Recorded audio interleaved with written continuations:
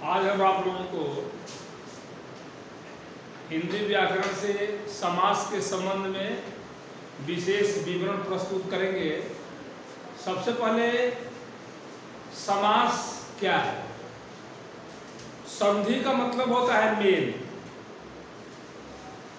संधि किसी भी शब्द को दो भाग में बांटकर उसको बढ़ाती है, लेकिन समास उसको संक्षिप्त करता है, छोटा करता है। जैसे जिसका कंठ नीला हो, इसमें बहुत सारे शब्द हैं, उसके लिए एक शब्द होगा नीलकंठ अर्थात शिव। इस तरह से समास का काम है किसी भी अनेक शब्दों से बने हुए वाक्यांशों को एक शब्द में लेना, इसी का मतलब समास होता है। अब इसके परिभाषा की तरफ चलेंगे। देखिए लिखा हुआ है, समास का अर्थ होता है संक्षेप या सम्मिलन। सम्मिलन मतलब जो अलग अलग है उसको एक में मिला देना। दूसरे शब्दों में दो या दो से अधिक पद,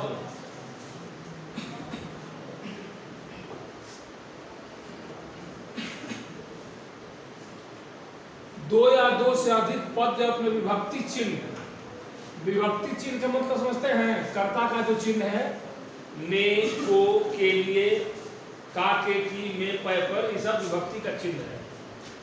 अन्य शब्दों को जोड़कर एक पद हो जाते हैं तो उसे समास कहते हैं। जैसे राजा की कन्या, इसके लिए एक शब्द है राजकन्या, इसमें विभक्ति को हटा दिया, ये की इसको हटा दिया, इसके अंदर से राजकन्या, ये समास हो गया। इसका मतलब जैसे भाई बहन, भाई और बहन। अब देखिए समास में दो तरह के पद होते हैं। एक होता है पूर्व पद और दूसरा होता है उत्तर पद। जैसे राजपुत्र, राजा का पुत्र, राजा एक पद हो गया और पुत्र दूसरा पद हो गया। तो राजा पहला पद है तो उसको बोलेंगे पूर्व पद, और पुत्र दूसरा पद है उसको बोलेंगे उत्तर पद। किसी भी समास में दो तरह के पद होते हैं, पूर्व पद और उत्तर पद। इन दोनों को समास को जब मेल करते हैं तो संक्षिप्त करते हैं। उसका जब विग्रह करते हैं तो संधि में विच्छेद होता है और समास में विग्रह होता है। विग्रह और विच्छेद दोनों का मतलब एक ही होता है, लेकिन संधि के साथ अगर आप लिखते हैं कि संधि विग्रह करो तो गलत हो जाएगा। संधि विच्छेद, समास विग्रह। अब ये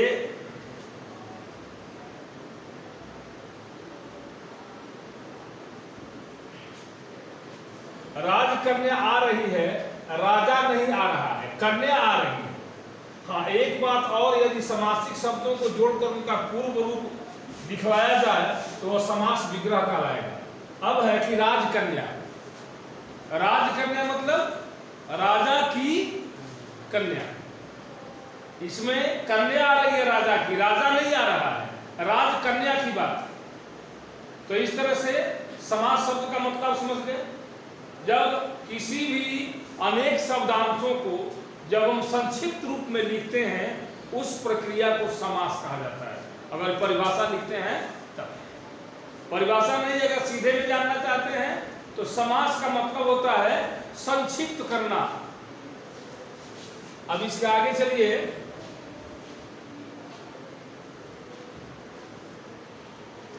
अब देखिए समस्त पद समास विग्रह। ये भाई बहन जो समस्त पद है,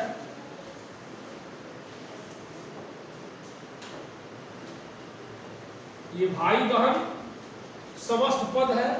इसका ये भाई प्लस बहन, भाई और बहन। राजकन्या समस्त पद, इसका विग्रह राजा की कन्या।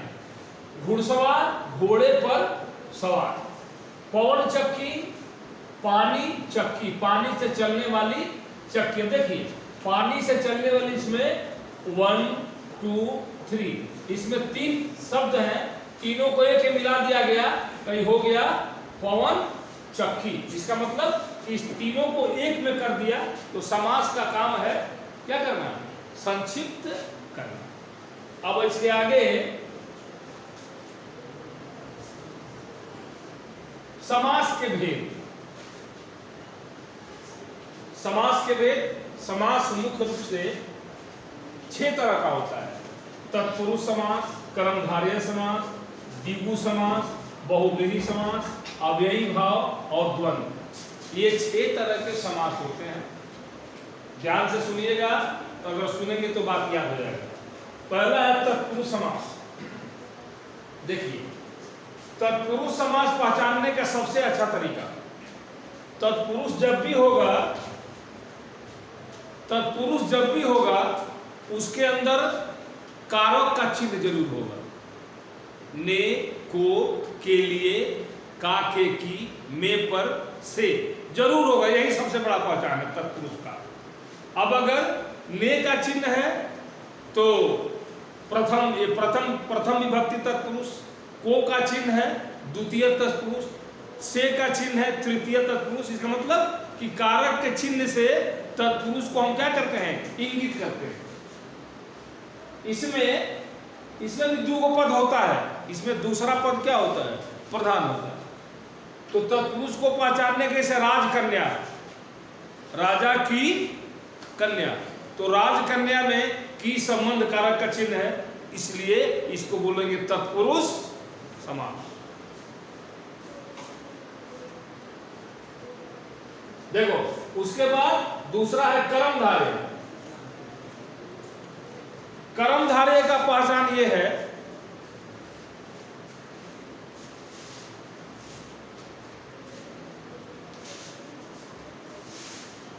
कर्मधारय समास का पहचान ये है कि इसमें उपमा उपमेय रहता है। एक उपमा होता है, दूसरा उपमेय होता है। जैसे चरण कमल, कमल के समान चरण, चरण की तुलना किससे की गई है, कमल से। तो ऐसे जहां पर एक विशेष्य हो दूसरा विशेषण हो, चरण क्या है, विशेष्य है, और ये कमल क्या है, उसका विशेषण है। जैसे पीत वस्त्र, पीत वस्त्र में वस्त्र क्या है, विशेष है, और पीत क्या है, विशेषण है। तो इसमें कर्मधारय समास का पहचान है कि इसमें विशेष्य और विशेषण जरूर रहेगा, तभी उसको कर्मधारय समास मानेंगे। उसके बाद ये दूसरा हो गया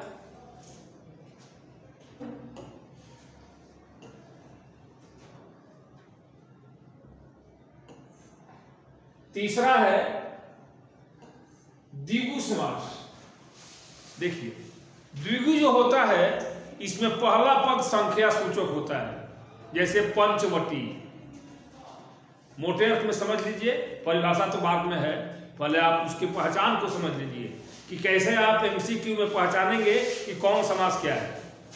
द्विगु जिसमें पहला पद जो है संख्या सूचक, त्रिमूर्ति, पंचवटी, पंचतंत्र, पंचगव्य, ये सब क्या है, द्विगु समास है। इससे पहला चतुर्भुज, त्रिभुज, पंचभुज, पहला पद हमेशा संख्या सूचक होगा। जिस पद में संख्या सूचक शब्द पहला हो वो सीधे उसको द्विगु समास समझ लेना है।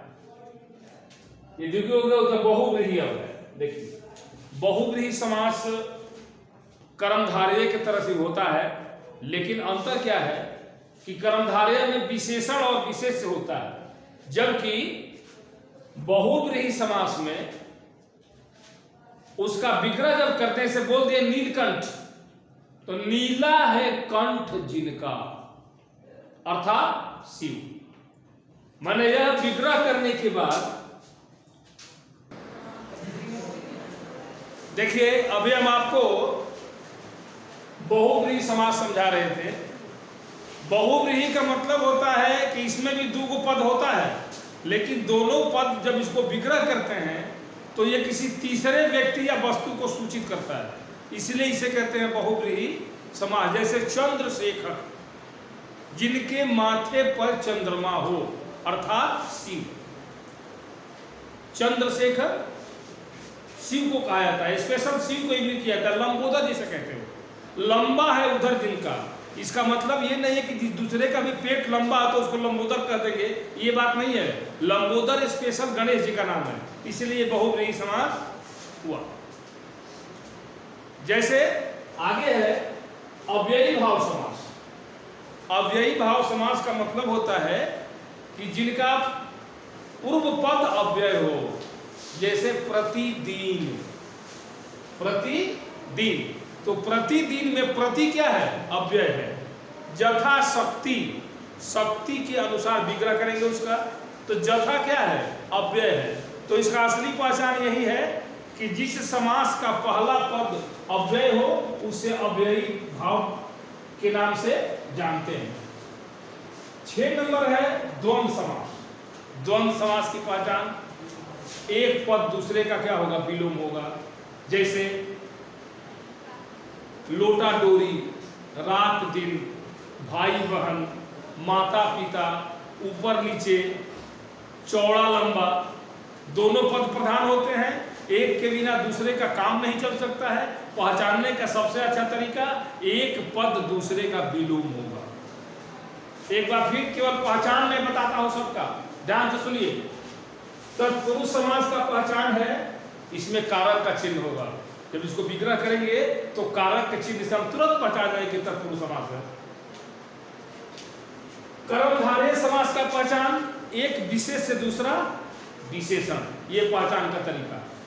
उसके बाद द्विगु समास का पहचान, इसमें पहला पद संख्यावाचक। किताब पर ध्यान मत दो बाबू, इधर देखो, पहला पद संख्यावाचक। बहुव्रीहि समास का पहचान है कि जब इसका विग्रह करेंगे तो ये किसी तीसरे व्यक्ति को क्या करेगा? सूचित करेगा। जैसे 10 आनन, 10 आनन है जिनके, अर्थात स्पेशल केवल रावण के लिए कहा जा रहा है, इसलिए बहुव्रीहि समास हुआ। अव्ययी भाव का पहचान क्या है? इसका पहला पद अव्यय होगा। अव्यय समझते हो? जिसका रूप कहीं भी किसी परिस्थिति में चेंज नहीं होता है, ऊपर नीचे, इधर उधर, धीरे धीरे, तो भी, फिर भी, ये सब क्या है? अव्यय है, जिसका रूप कहीं बदलता नहीं। उसके बाद द्वंद्व समास है। द्वंद्व समास, एक पद दूसरे का विलोम होगा। बस पहचान का तरीका मैंने बता दिया। अब तत्पुरुष समास, जिस समास, अब इसकी परिभाषा पर ध्यान दीजिए। तत्पुरुष समास, जिस समास में अंतिम शब्द उत्तर पद प्रधान हो उसे तत्पुरुष समास कहते हैं। ये तो परिभाषा हुई, लेकिन इसको पहचानने का सबसे अच्छा तरीका, इसको जब विग्रह करेंगे तो कोई ना कोई कारक का चिन्ह जरूर होगा, इतना ही जानिए।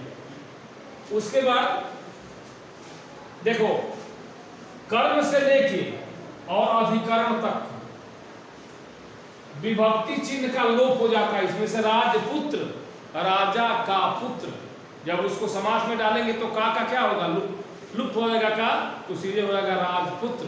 का के की ये संबंध कारक का चिन्ह है, इसलिए इसमें तत्पुरुष समास। जैसे कर्म में है, ये को किसका चिन्ह है? कर्म कारक का, ये भी तत्पुरुष समास हुआ। पॉकेट मार, ये को कर्म कारक का चिन्ह है, इसलिए ये क्या हुआ? तत्पुरुष समास हुआ।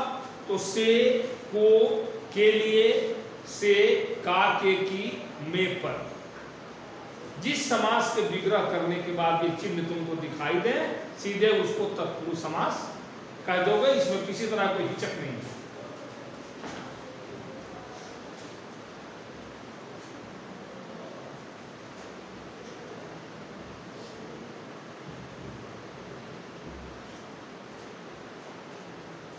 देखिए, तत्पुरुष समास में प्रथम पद की जो विभक्ति होती है, उसी विभक्ति के अनुसार समास को पुकारने की परंपरा है।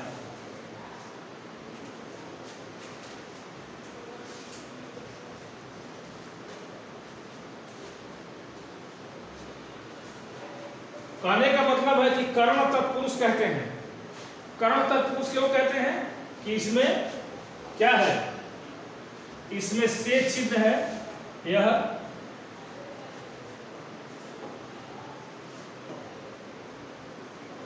ये से जो चिन्ह है यह कर्ण कारक का चिन्ह है। जैसे देह चोर, देह से चोर, इसमें से हो गया। तो इसी तरह से जितने भी 7 को कारक है, कर्ता, कर्म, करण, संप्रदान, आपादान, संबंध, अधिकरण, ये 7 कारक से जिस कारक का चिन्ह होगा वही लग जाएगा कर्ण का, कर्ण तत्पुरुष। अगर अधिकरण का होगा तो अधिकरण तत्पुरुष। लेकिन आपके एमसीक्यू में ये कर्ण और अधिकरण ये सब नहीं आएगा, सीधे आएगा जैसे धर्म भीरु, इसको विग्रह करेंगे धर्म से भीरु, से कारक का चिन्ह है, इसलिए सीधे क्या होगा तत्पुरुष समास। बस नहीं समझना।